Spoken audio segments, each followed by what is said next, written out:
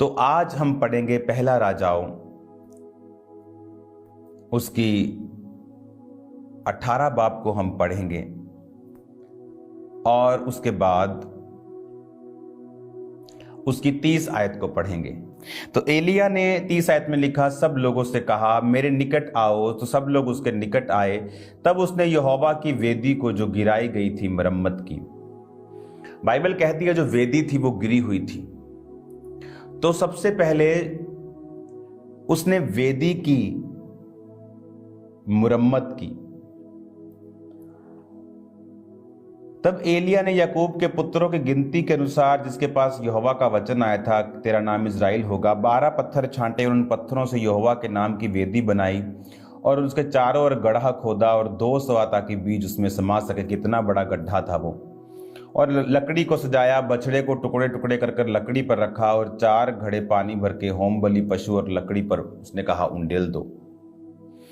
अब यहां पर परमेश्वर का आत्मा जो हमें सिखा रहा है वो ये है कि परमेश्वर, उसने कहा था कि मैं ये सजा के रखूंगा और तुम भी अपने देवता से प्रार्थना करना, मैं अपने परमेश्वर से प्रार्थना करूंगा। जो आग उतार कर उत्तर देगा वही परमेश्वर। तो जब उसकी बारी आई तो बाइबल कहती है कि जब दूसरे नबी उसको नहीं कर सके, आग नहीं उतार सके, जब एलिया की बारी है तो पहले उसने टूटी हुई वेदी की मुरम्मत की। आप जानते हैं परमेश्वर की जो फायर है ये एक प्रूफ है कि आप परमेश्वर की आत्मा के साथ जुड़े हुए हैं। एक व्यक्ति बिना फायर के गिफ्ट्स को यूज कर सकता है, पर ये जो फायर है इसी का परमेश्वर ने जिक्र किया था कि ना तू ठंडा है ना गर्म। एक विश्वासी की जिंदगी में पवित्र आत्मा की अग्नि होनी चाहिए, क्योंकि यही जीसस क्राइस्ट के बारे में कहा गया था कि यूहन्ना ने कहा था मैं तुम्हें पानी से बैप्टाइज करता हूं, लेकिन मेरे बाद जो आने वाला उसकी जूती का बांध खोलने के मैं योग्य नहीं, वो तुम्हें पवित्र आत्मा और आग के साथ बपतिस्मा देगा। तो हमें ये बात को बड़े ध्यान से समझना है कि परमेश्वर ने कहा कि मैं तुम्हें पवित्र आत्मा के साथ और आग के साथ बैप्टाइज करूंगा। एक अग्नि है, अग्नि की प्रेजेंस जो है वो निशानी है कि पवित्र आत्मा आपकी जिंदगी में है। ये निशानी है कि आप परमेश्वर के साथ सही चल रहे हैं। लेकिन एलिया को यह बात मालूम थी कि वो अग्नि कभी भी परमेश्वर नहीं उतारेगा जब तक मेरी वेदी जो है वो टूटी हुई है। इसीलिए आपको 2024 की प्रोफेटिक नाइट में, 31 नाइट में आपको बोला गया था कि 2024 में जो लोग अपनी वेदियों को बनाकर रखेंगे परमेश्वर बड़ा काम करेगा। जब आप उस वेदी का मतलब है कि परमेश्वर के सामने अपनी जिंदगी को, प्रार्थना की जिंदगी को सही रीति के साथ उसे करेक्ट करना। आज की, कल नहीं की, परसों ज्यादा कर ली, फिर 2 दिन छुट्टी कर ली, ये रॉन्ग है, स्पिरिट में अच्छी बात नहीं है। जैसे मान लो आज आपने खाना खाया, फिर आपने 2 दिन बाद खा लिया, फिर आपने 1 दिन चंगा व्यास ही चंगा ही खा लिया है ना फिर 2 दिन छुट्टी कर ली, आपकी लाइफ हेल्थी नहीं रही, बॉडी आपकी हेल्थी नहीं होगी। चाहे आप कैलोरी इनटेक उतना ही लें, लेकिन आपकी बॉडी कभी हेल्थी नहीं होगी, क्योंकि आपकी बॉडी को, आपके मेटाबॉलिज्म को फूड चाहिए। कुछ घंटे बाद आप उसे दें, फिर उसे फास्टिंग पे रखें, फिर दें। इस तरह से आपकी बॉडी हेल्थी रहती है। स्पिरिट का क्या रूल है? स्पिरिट भी सेम, 1 दिन हैवी प्रेयर और फिर 7 दिन छुट्टी, ये रॉन्ग है। इसीलिए उसको मालूम था कि आग नहीं उतरेगी। जब आग नहीं उतरेगी लोगों को यकीन नहीं होगा। आपकी लाइफ में परमेश्वर की आग नहीं है तो गवाहियां नहीं है। आग नहीं है तो शैतान की उपस्थिति होगी, शैतान के अटैक होंगे। शैतान के अटैक होंगे तो लोगों के सामने आपकी टेस्टिमनी कंप्लीट नहीं होगी। आपकी लाइफ भी उन्हीं की तरह स्ट्रगल वाली होगी। आपकी लाइफ में भी वही झंझट, झमेले, कंफ्यूजन होगी जो अन्य जाति लोगों की लाइफ में चल रही हैं। तो आपकी टेस्टिमनी कभी भी स्ट्रांग नहीं हो सकती अगर आप वेदी को बनाएंगे नहीं तो। अब वेदी बन गई कि लाइफ को मैंने कमिट कर दिया कि परमेश्वर मैं तेरा हूं। तौबा कर लिया आपने। अब पहला स्टेप आग उतारने का कंप्लीट हुआ। अभी सब कुछ नहीं हुआ। आपने वेदी बना लिया, अपने लाइफ को कमिट कर दिया कि मैं रोज प्रार्थना करूंगा, मैं रोज प्रभु के साथ जुड़ के रहूंगा, मैं पाप में नहीं जाऊंगा, मैं पवित्रताई में रहूंगा, मैं फालतू की डिस्ट्रैक्शंस से दूर रहूंगा। उसके बाद क्या किया उसने पत्थरों की वेदी बनाकर लकड़ी को सजाया। लकड़ी, जब लकड़ी का जिक्र आता है तो क्रॉस का जिक्र आता है। लकड़ी का मतलब है क्रॉस, जो काठ पे लटकाया जाता है, लकड़ी पे लटकाया जाता है, वो श्रापित है। बाइबल कहती है कि यीशु मसीह हमारे लिए श्राप बना कि हमें श्राप के बंधनों से छुड़ाए। लकड़ी का मतलब है जब आपने परमेश्वर में अपना जीवन दे दिया, उसके बाद क्रॉस को उठा लें। जिस तरह यीशु मसीह ने कहा, जो अपनी लकड़ी, अपना क्रूस, अपनी काठ रोज उठाकर मेरा पीछा ना करेगा, वो मेरे योग्य नहीं। अपने आप का इनकार करें। अब आप अपने नहीं हैं। अब आप सब पार्टीज को अटेंड नहीं कर पाएंगे, सब दोस्तों को खुश नहीं कर पाएंगे, सब रिश्तेदारों को खुश नहीं कर पाएंगे, सब वो नहीं कर पाएंगे जो लोग करते हैं, संसार करता है, समाज करता है। आप उस तरह की रील्स नहीं बना पाएंगे, उस तरह के टीवी कोई प्रोग्राम्स को नहीं देख पाएंगे, उस तरह की पिक्चर्स को नहीं देख पाएंगे। और यही मुश्किल पार्ट है, क्योंकि जब लोग परमेश्वर में आने का फैसला कर लेते हैं, वेदी बना ली, लेकिन जब लकड़ी सजाने का समय आता है, क्योंकि जितनी लकड़ी उतनी आग। आपके चूल्हे में लकड़ी कम, आग कम। लकड़ी ज्यादा, आग ज्यादा, ईंधन ज्यादा, आग ज्यादा।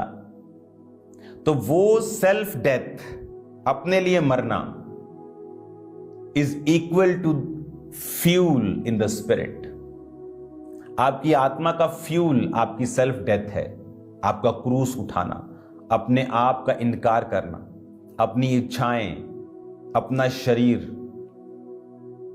आप परमेश्वर में 100% चल रहे होंगे, लेकिन फिर भी कुछ लोग होंगे जो आपसे खुश नहीं होंगे। हालेलुया। उनका आप कुछ नहीं कर सकते। आप परमेश्वर में पूरी पवित्रताई और प्रेयर में और फास्टिंग में और फायर में चल रहे होंगे, लेकिन अभी भी कुछ लोग ढूंढ रहे होंगे कौन सी गलती आज ढूंढनी है, ताकि कल इसे क्रिटिसाइज कर सकें। क्योंकि वो लोग फोकसलेस हैं, फायरलेस हैं,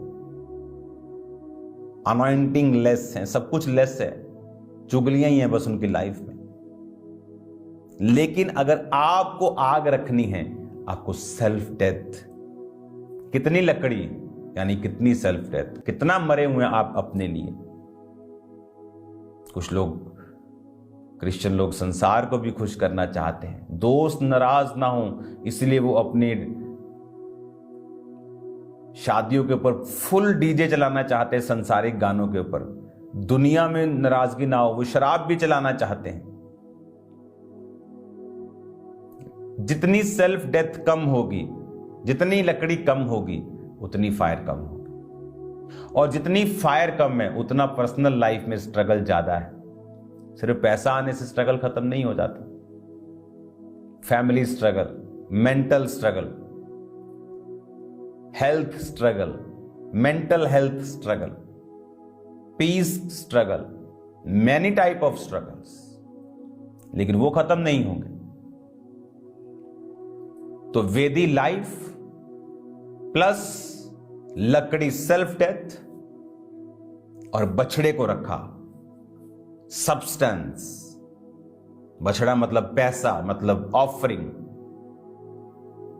आज कौन लोग हैं जिनकी लाइफ में सूखा है, जो कमिट नहीं किया, तौबा नहीं की है, वेदी नहीं बनाई है कि मैं प्रभु में चलूंगा, डिसीजन नहीं लिया है। अगर लिया है तो फिर सेल्फ डेथ नहीं है, अपनी लकड़ी नहीं उठाई, क्रॉस नहीं उठाया, लकड़ी को नहीं डाला है। अगर सेल्फ डेथ कर दी है तो कंजूस हैं, बहुत कंजूस हैं। सोचते हैं कि किसी की गरीब की हेल्प कर दी तो टाइद दे दिया। आप अपने टाइद से गरीब की हेल्प नहीं कर सकते, मैं आपको बता देता हूं। वचन कहता है परमेश्वर के भवन में वो लेके आना है, ताकि उससे जब काम होंगे, क्योंकि कभी कभी परमेश्वर के भवन में हर टाइम चैरिटी नहीं होती। किसी समय सुसमाचार का काम होता है, किसी समय हेल्प का काम होता है, किसी समय और काम होता है, किसी समय कई स्पिरिचुअल काम हैं। तो परमेश्वर जानता है उसके भवन में क्या हो रहा है और इसलिए वो आपको ब्लेस करता है। अगर आज लोग डिसीजन नहीं लिया तब भी मरे, लेकर लकड़ी नहीं, सेल्फ डेथ नहीं है तब भी मरे, फ्यूल नहीं डाला, उसके बाद ऑफरिंग नहीं चढ़ाई तब भी मरे। तो बाइबल कहती है कि जब वेदी बनाई, लकड़ी सजाई, बछड़े को टुकड़े टुकड़े काट कर लकड़ी पर रखा, 4 घड़े पानी भर के होम बलि पशु और लकड़ी पर उंडेल दिया। पानी वचन को दर्शाता है, पानी बपतिस्मा को दर्शाता है, पानी परमेश्वर में डूब जाने को, परमेश्वर में पूरी उसकी शिक्षाओं के ऊपर चलने को दर्शाता है।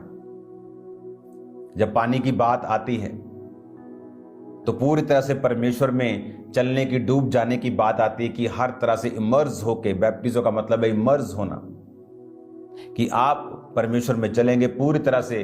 फिर आपने अपनी लाइफ को कमिट कर दिया, आपने क्रूस को उठा लिया, आपने अपनी ऑफरिंग अपने पैसों से खुदाबंद की महिमा की। उसके बाद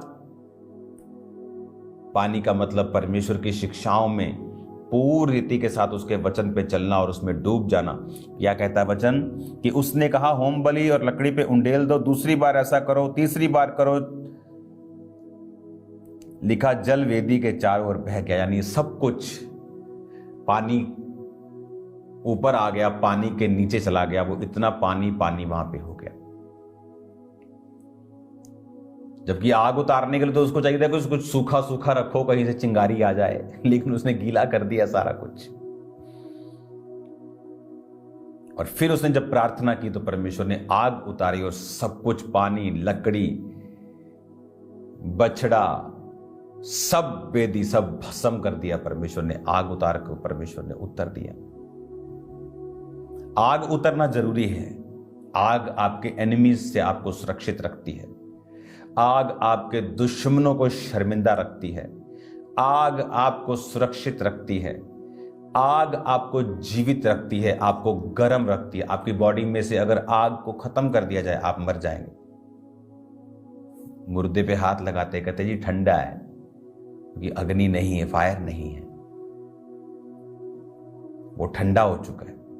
स्पिरिचुअली अगर आप अग्नि में हैं आप जीवित हैं, गर्म हैं, जीवित हैं, ठंडे हैं, आप मर चुके हैं।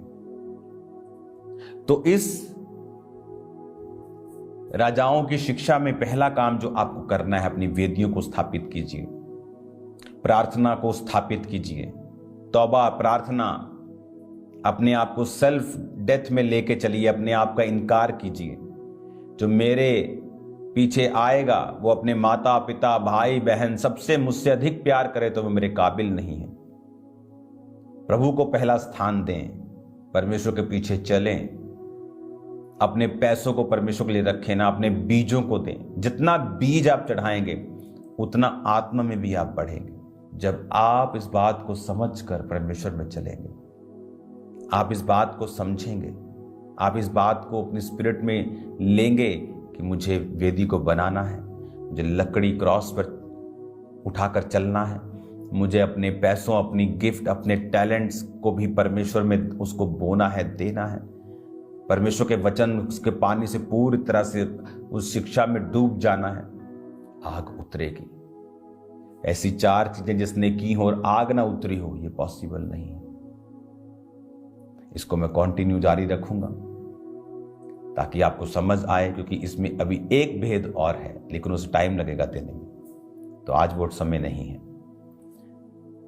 जितने लोग पहली बार इस प्रोग्राम में जुड़े हैं, अपनी आंखों को बंद करके मेरे साथ प्रार्थना करें। प्रभु यीशु, मैं पापी हूं, मुझे माफ करें, अपने लहू से धोकर मुझे साफ करें, अपनी संतान होने का अधिकार दें, मुझे एक्सेप्ट करें अपने बेटे बेटी के रूप में। इन जीसस